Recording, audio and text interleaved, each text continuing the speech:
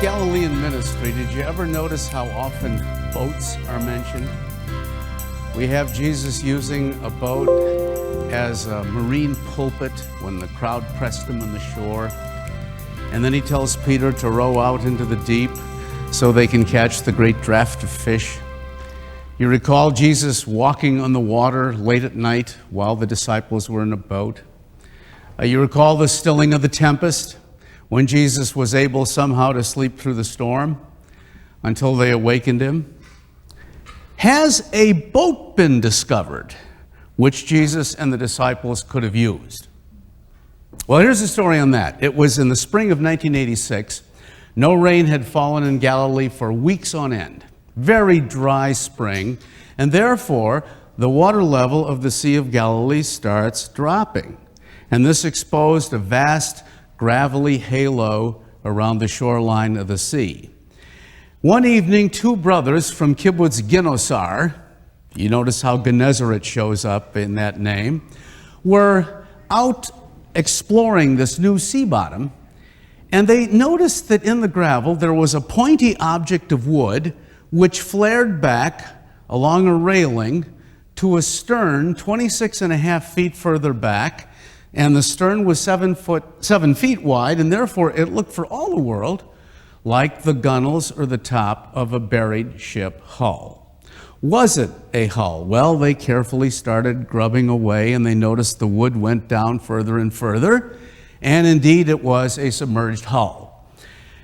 They thought probably it came from the Middle Ages, maybe the 1500s. They weren't sure, but what they did do was to immediately call in the marine archaeologists, and they explored the further subterranean area around the hull and liberated it. Well, or did they? Murphy's Law took over. The rains came, and now the Sea of Galilee rises. And so they had to surround this discovery with gunny sacks in which they had put sandbagged a cofferdam around this excavation, worked 3 shifts of archaeologists, 24 hours, 8-hour shifts, and in 11 days they liberated this hull.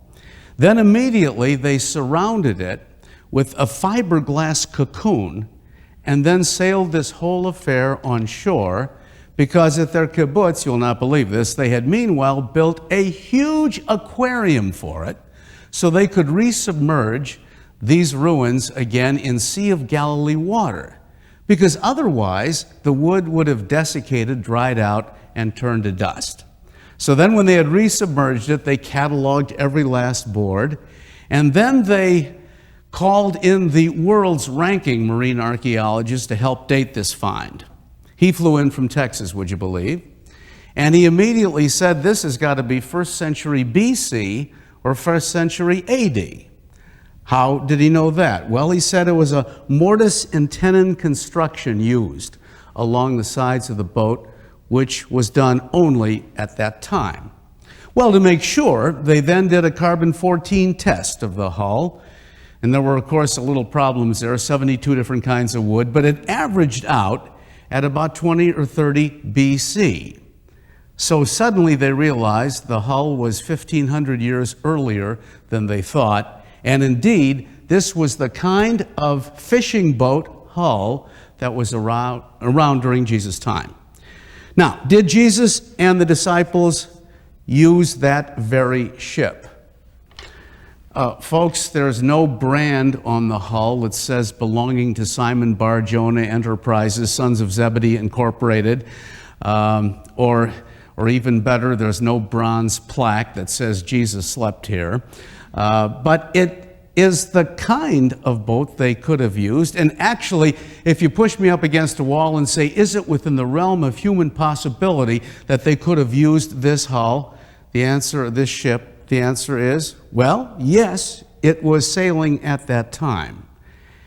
And that one discovery helps us enormously in trying to interpret what was taking place with various seascape episodes in the Gospels.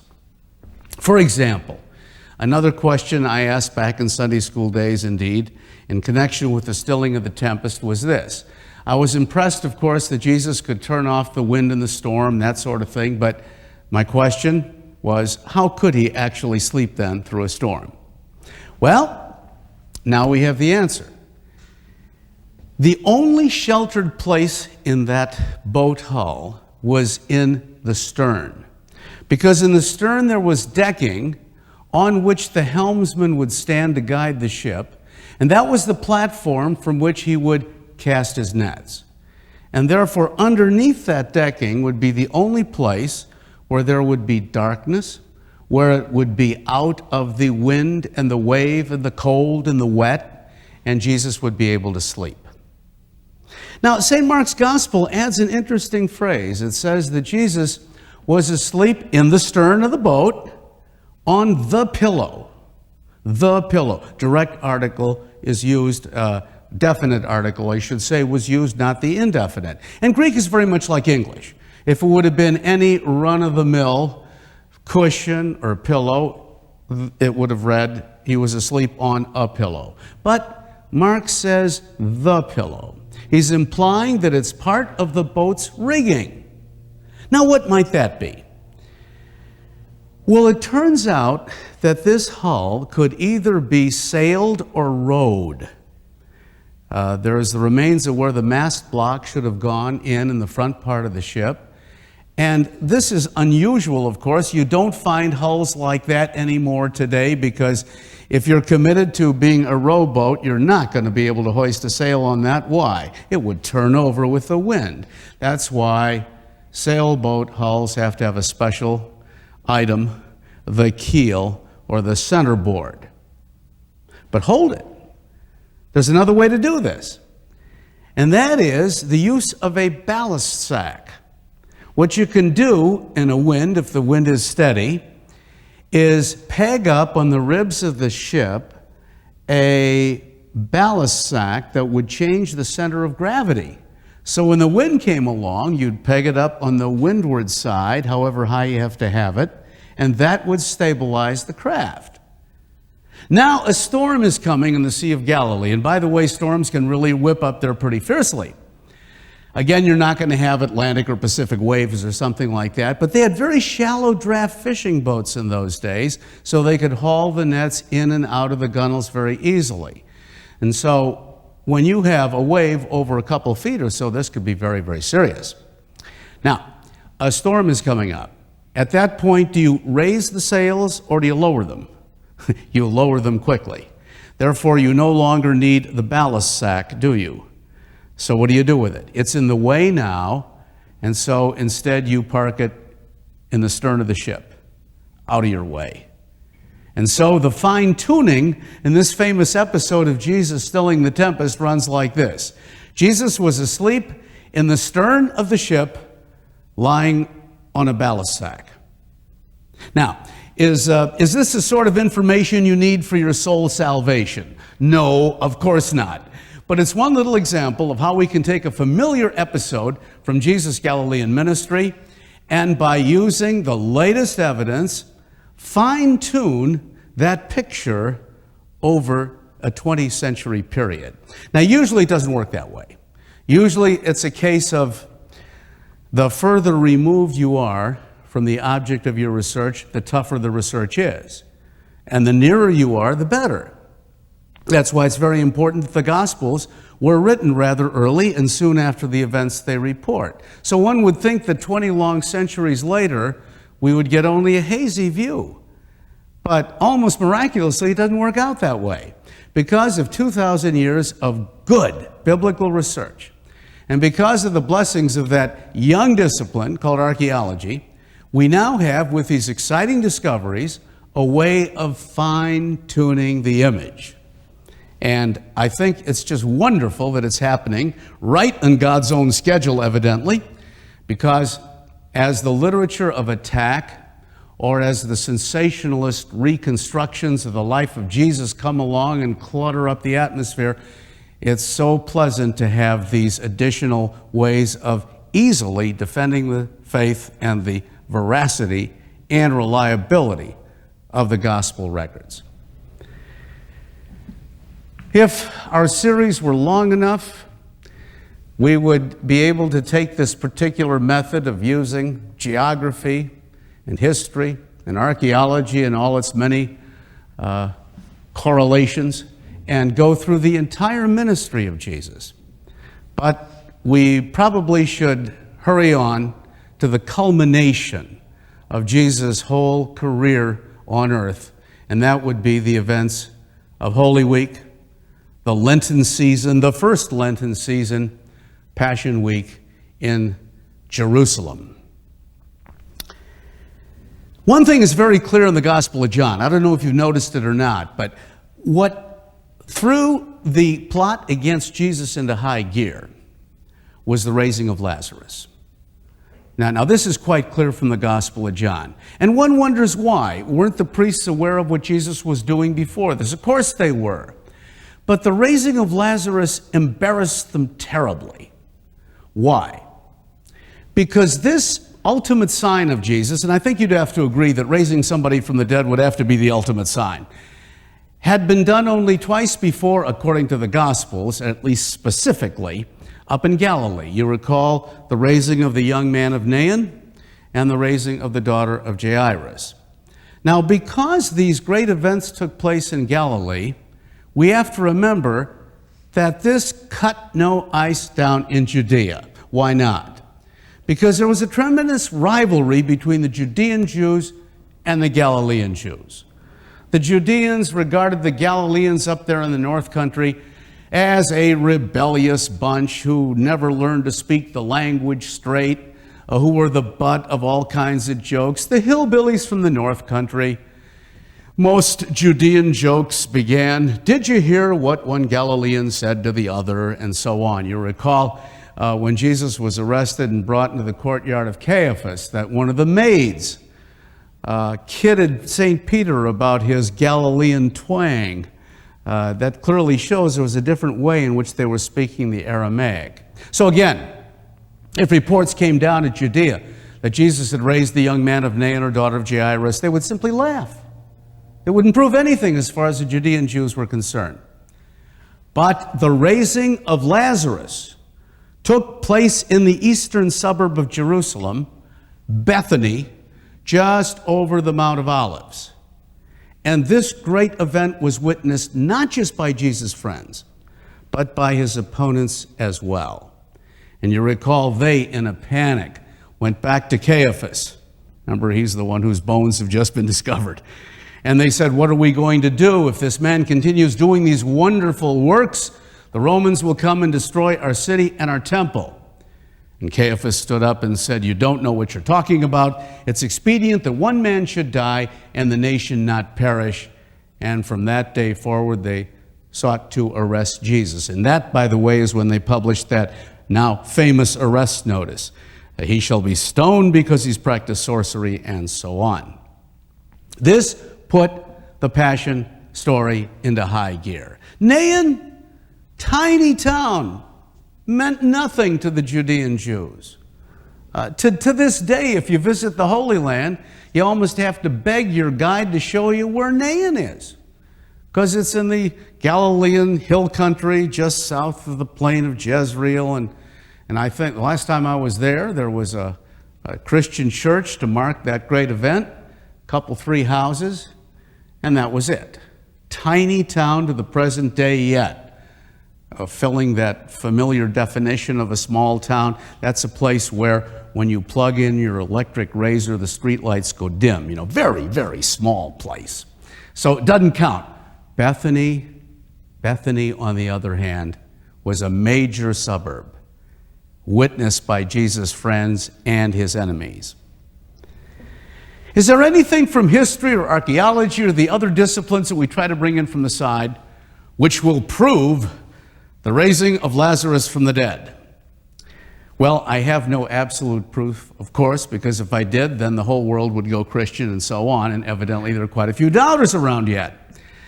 But archaeology gives us a little clue, I think. The tomb of Lazarus is still very visible in Bethany. It's properly deep in the earth. It's 20 feet down. And all archaeologists and scholars agree this was a first century burial tomb. And whether or not it's Lazarus, I guess won't be finally provable. but it's sufficiently deep in the earth. And by the way, if you ever go to the Holy Land, that's always a gauge of authenticity. If something is not 13 or 14 feet lower in Jerusalem today, it's not authentic. You can prove that at the northwestern gate of Jerusalem, the Damascus Gate. You can see the Damascus Gate today is in street level, but just look over the eastern side of the sidewalk and you can see Hadrian's Damascus Gate, 13, 14 feet down. Why is Jerusalem so much higher today? Because the place has been destroyed and rebuilt 13 times since the day of Jesus of Nazareth. And so when they show you the upper room today where Jesus celebrated the Last Supper, it's still an upper room. And so right there, you know it's not authentic. And if you still think it's authentic, climb inside and you will see that the ceiling has Gothic arches, and the Gothic arch will not be invented for 11 centuries after the Last Supper. So whenever I take a group to the Holy Land, I have a handy-dandy scale for authenticity, 1 to 10 scale. 1 means forget about it, 10, absolutely authentic. I'm a little skittish about my use of 10s. I think I use that only for the Sea of Galilee, Jordan River, and so on. And as far as the upper room is concerned, I'll give it a 0.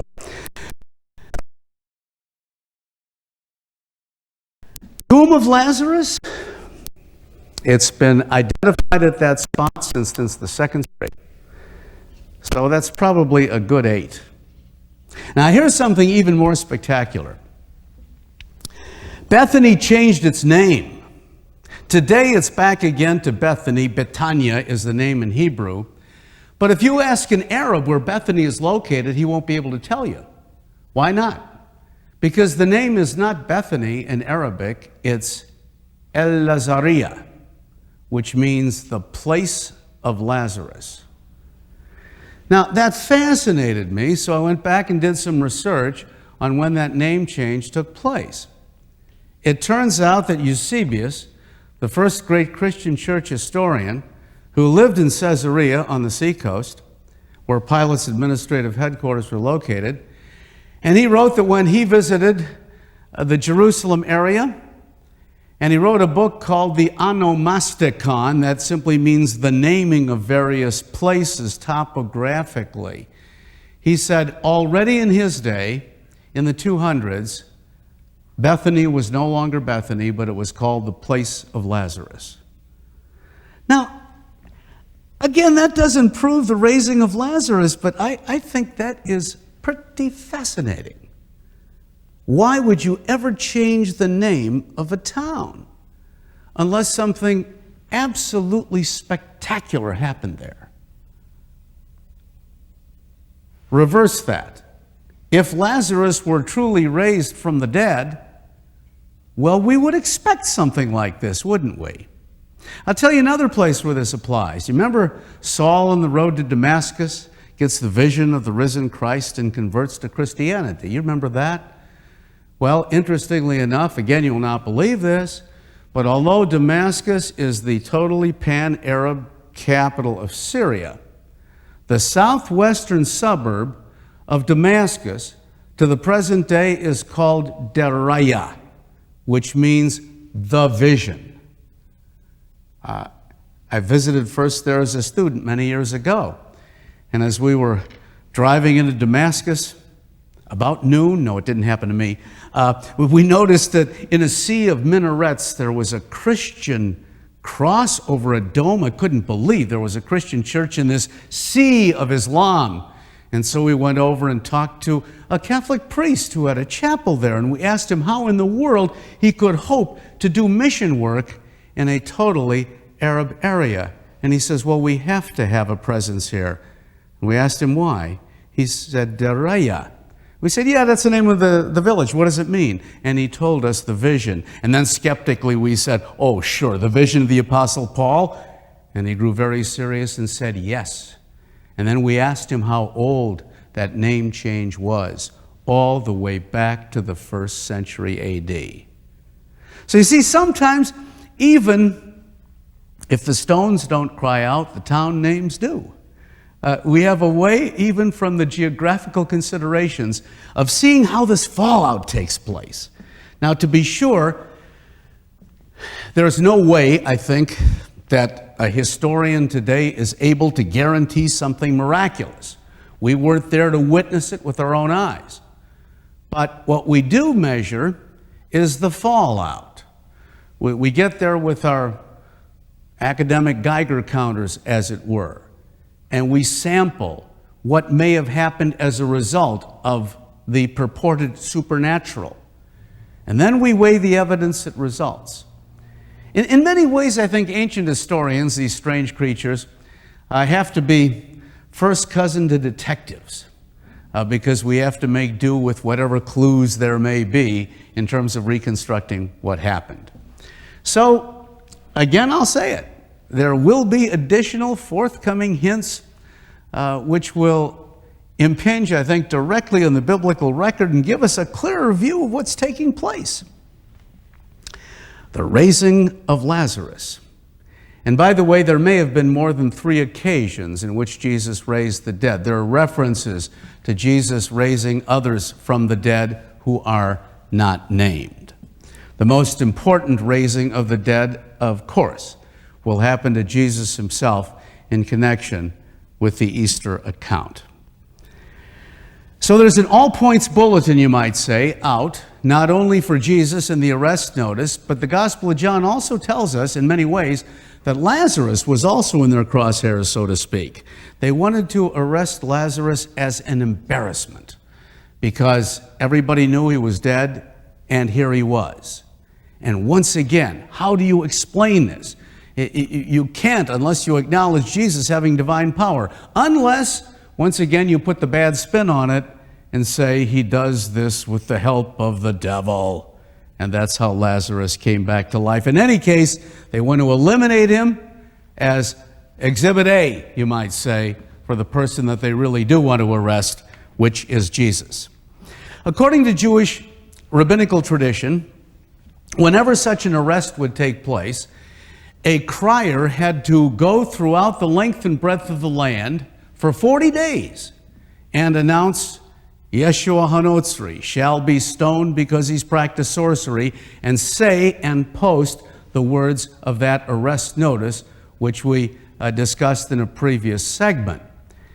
And it's quite interesting that even our Lenten observation is 40 days. That's just coincidental, but I consider it very interesting that they can't just go arrest Jesus unless it's going to be a proper legal length of time, and if it's not a lynch action. A lynch mob, of course, can do whatever it wishes. I give you the case of the first Christian martyr after Jesus. That would be Stephen, who was taken out and stoned. You recall the Roman governor was not around at that time, and for that reason they could stone him to death.